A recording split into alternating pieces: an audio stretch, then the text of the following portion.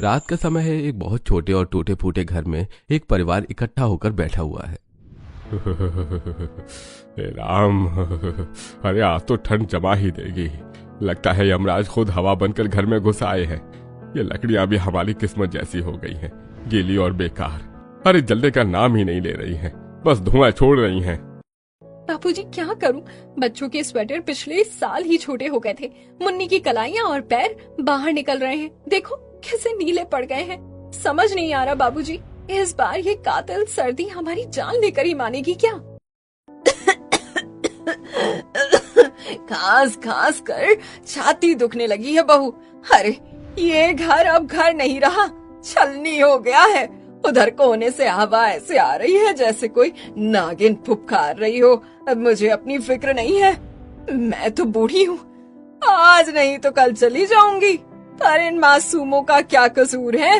हे भगवान, गरीबों के लिए तो मौसम भी दुश्मन बन जाता है।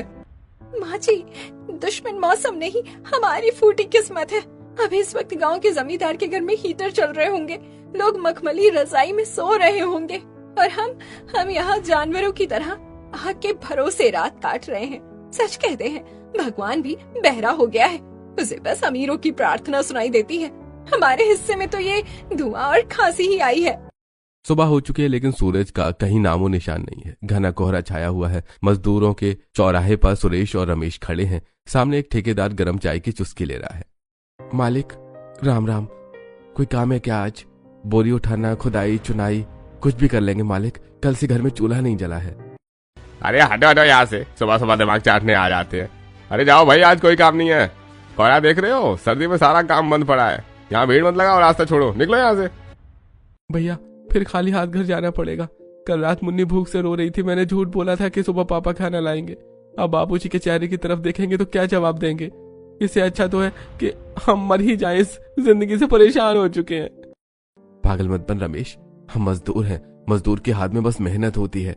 अगर हम हार गए तो घर की औरतें तो वैसे ही मर जाएंगी। चल घर चलते हैं, कल फिर आएंगे। दोनों भाई भारी सिर झुकाए वापस मुड़ते हैं। तभी पीछे से उनका छोटा भाई दिनेश दौड़ता हुआ आता है। उसके हाथ में एक छोटा सा झोला है। भैया भैया रुको, देखो मैं क्या लाया। मुझे सब्जी मंडी में एक ट्रक से बोरी उतारने का काम मिल गया था। सेठ ने पैसे तो नहीं दिए, गाली दी, पर मैंने विनती की तो ये थोड़ी सी बची कुची पालक और 2 आलू दे दिए हैं। भैया कम से कम आज घर में पानी वाली दाल नहीं, सब्जी बनेगी, बच्चे खुश हो जाएंगे ना भैया। तीनों भाई अपने घर की तरफ चल पड़ते हैं। समय बीतता है। मीना सबसे छोटी बहू दुकान के काउंटर के पास खड़ी है। उसके हाथ में एक छोटी सी गंदी सी खाली शीशी है। दुकान के बाहर चबूतरे पर गांव की 2-3 औरतें बैठी धूप सेक रही हैं और कानाफूसी कर रही हैं। काका, वो घर में आलू उबल रहे हैं, पर छौंकने के लिए तेल नहीं है। बस थोड़ा सा सरसों का तेल दे दो, वो मेरे पास पैसे कम हैं, लेकिन जैसे ही पैसे आ जाएंगे मैं सबसे पहले आपके पैसे दे दूंगी। प्लीज काका, थोड़ा सा दे दीजिए, ज्यादा नहीं चाहिए। अरे बस बस बहू, रोज का नाटक हो गया तुम्हारा। पिछला हिसाब तो चुकाया नहीं है, फिर आ गई उधार मांगने। ये दुकान है, यहाँ सामान पैसों से मिलता है, मुफ्त में नहीं। जाओ पहले पिछला लाओ, तब तेल मिलेगा। देख रही है कमला, इसे कहते हैं ठन्नी की औकात नहीं। और चली तेल खरीदने। अरे ओ बहू, जब जेब में फूटी कौड़ी नहीं होती तो बाजार में मुंह उठाकर क्यों आ जाते हो? उधार मांगना ही तुम लोगों का खानदानी धंधा बन गया है क्या? और क्या, इनके घर में तो तड़का लगाने के लाले पड़े हैं। और नखरे देखो, क्यों रही मायके से कुछ नहीं लाई थी क्या? सुना था तेरे बाप ने बड़ी टींगे हाँकी थी शादी में। अब क्या हुआ? यहाँ पूरी दुकान उधार में मांग रही है। बाप ने कटोरा थमा दिया क्या हाथ में? मीना गुस्से में वहां से चली जाती है। देखो तो कैसे पैर पटक के जा रही है, जैसे महारानी की बेइज्जती हो गई हो। सच कहते हैं, गरीब की जोरू, सबकी भाभी, न पैसा न शर्म। ऐसे ही कुछ समय बीत जाता है। एक दिन पूरा परिवार गांव से बाहर गया। तब किसी काम से शाम के समय पूरा परिवार अपने घर लौट रहा था। ठंड बहुत ज्यादा थी तो सभी लोग ठंड से कांप रहे थे। जैसे वो अपनी गली के मोड़ पर पहुंचते हैं तो उनके पैरों तले जमीन खिसक जाती है। जहां उनका घर था अब वहां सिर्फ मिट्टी और टूटी लकड़ियों का ढेर पड़ा है। हाय राम, ये क्या हो गया? हे भगवान, ये तूने क्या अनर्थ कर दिया? मेरा घर, मेरी छाती छिन गई। अब मैं इस बुढ़ापे में कहाँ जाऊंगी? मेरा तो मंदिर ही टूट गया। बापूजी, हमारा घर, अभी सुबह तो हम यहीं से निकले थे। दीवारें बहुत पुरानी थी माँ, शायद नींव कमजोर हो गई थी इसलिए गिर गई। सब खत्म हो गया, अब हम कहाँ जाएंगे? अब हम सड़क पर आ गए, अब हम कहाँ रहेंगे इतनी भयंकर सर्दियों में? आज तो भगवान ने भी मुंह मोड़ लिया। हाय रे मेरी फूटी किस्मत, लुट गए हम तो बीच बाजार में। रात का गहरा अंधेरा छा गया है, ठंड बढ़ रही है। रामदीन काका पड़ोस के एक पक्के मकान का दरवाजा खटखटाते हैं। पीछे बहुएं और बच्चे खड़े हैं। दरवाजा थोड़ा सा खुलता है। अरे भाई साहब राम राम, वो हमारा घर गिर गया है। हम आदमी लोग तो बाहर सो जाएंगे, बस मेरी बहू और छोटे बच्चों को रात भर के लिए घर में जगह दे दो, भगवान आपका भला करेगा। अरे रामदीन काका, ये क्या तमाशा है? आधी रात को यहाँ कोई धर्मशाला नहीं खुली है जो जब चाहे मुंह उठाकर चले आए? बेटी बस आज की रात। अरे जाओ जाओ कहीं और देखो, हमारे घर में जवान बेटियां हैं, हम अनजान लोगों को नहीं बिठा सकते। जाओ यहाँ से। ये कहकर विमला दरवाजा बंद कर लेती है। चलिए बाबूजी, रहने दीजिए। अमीर के घर में जगह बहुत होती है पर दिल में जगह नहीं होती। सही कहा दीदी, कोई मदद नहीं करेगा। गरीब की आवाज किसी को सुनाई नहीं देती। ये समाज है, यहाँ गिरते हुए मकान की ईंटें भी लोग चुरा ले जाते हैं। यहाँ सहारा देने वाले बहुत कम हैं। पूरे गांव में सन्नाटा छाया हुआ है। नारियल के ऊंचे ऊंचे पेड़ भूतों की तरह खड़े हैं। पूरा परिवार एक पेड़ के नीचे सिमट कर बैठा है। बच्चे ठंड से कांप रहे हैं। माँ, मुझे बहुत ठंड लग रही है, रजाई कहाँ है? घर कब चलेंगे? बस बेटा, थोड़ी देर और, सुबह होने वाली है, सब्र कर मेरी गुड़िया। दीदी, यहाँ तो बहुत अंधेरा है, कोई जानवर आ गया तो? मुझे बहुत डर लग रहा है, ऐसा लग रहा है जैसे हम किसी वीराने में आ गए हैं। डर मत बहू, जिसका कोई नहीं होता उसका भगवान होता है। शायद ऊपर वाला हमारी परीक्षा ले रहा है। बस ये रात कट जाए कि काली रात किसी तरह बीत जाए।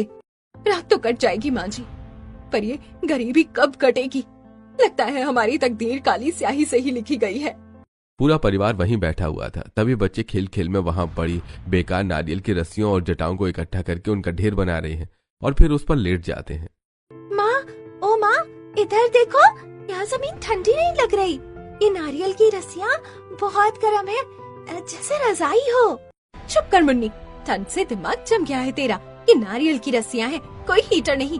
यहाँ हम मरने वाले हैं और तुझे खेल सूझ रहा है। सुधा जाकर खजूर की रस्सियों को छूकर देखती है। अरे मुन्नी, सच कह रही है राधा।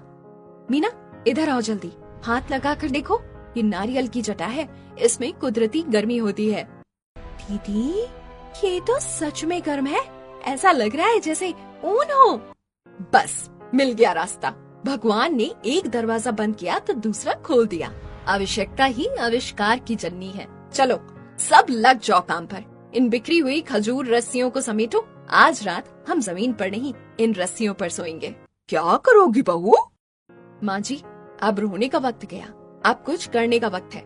हम इन खजूर रस्सियों से एक बड़ी चटाई बनाएंगे, ठंड की ऐसी की तैसी कर देंगे।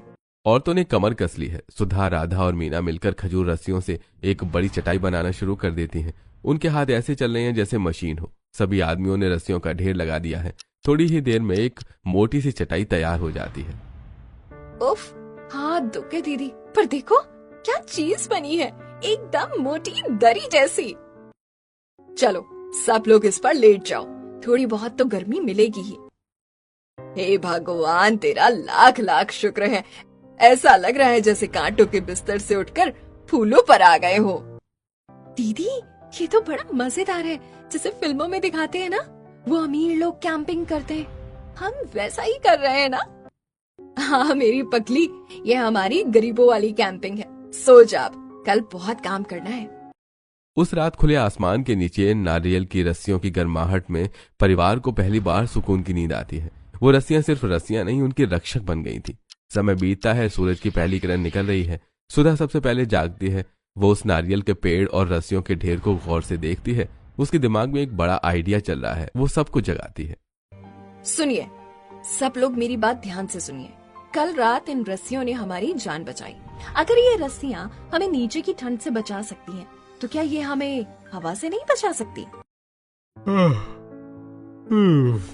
अरे कहना क्या चाहती हो सुधा? थोड़ा साफ साफ बोलो। मैं कह रही हूँ कि हम अपना घर बनाएंगे इन्हीं खजूर की रस्सियों से।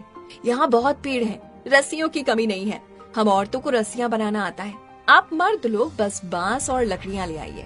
हम ऐसा घर बनाएंगे जहाँ हवा घुसने से भी डरेगी। दीदी, खजूर की रस्सियों का घर देखकर लोग हंसेंगे हम पर, कहेंगे पागल हो गए हैं। हंसने दे दुनिया को।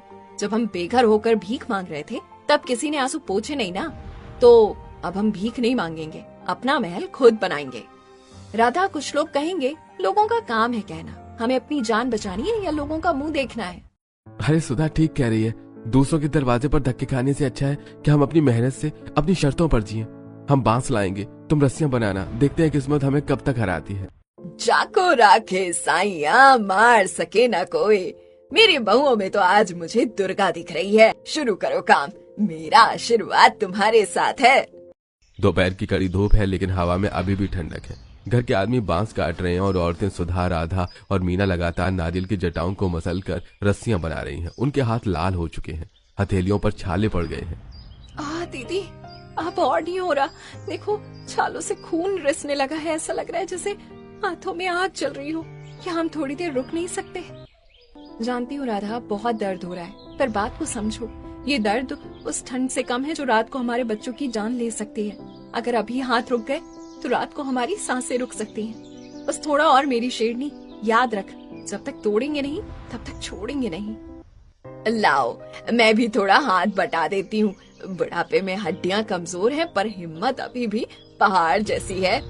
नहीं माँ जी, आप आराम करो, हम बहुएं हैं, हम कर लेंगी। आप फिक्र मत कीजिए, सब ठीक हो जाएगा, हम सब साथ हैं। तीनों बहुएं एक नई ताकत के साथ फिर से काम करना शुरू करती हैं। इस बार उनकी रफ्तार पहले से और तेज थी। समय बीतता है, शाम ढल रही है, सामने एक अनोखा ढांचा खड़ा है।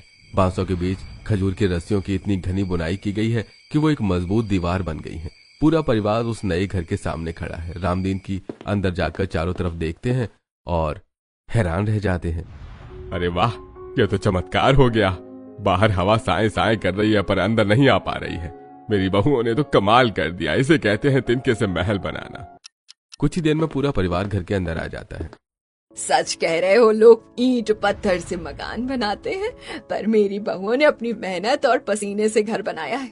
आज मुझे अपनी पसंद पर नाज हो रहा है। मेरी बहुएं हीरा है, हीरा। सच में कमाल कर दिया इन तीनों ने। घर दीवारों से नहीं, इरादों से बनता है माँ जी। अब हमें ठंड से डरने की जरूरत नहीं है। जब तक हम साथ हैं तब तक हम बड़ी से बड़ी मुसीबत से लड़ सकते हैं। एकता में ही शक्ति है। दीदी, ये तो हमारे पुराने घर से भी ज्यादा सुंदर लग रहा है, एकदम हवा महल जैसा।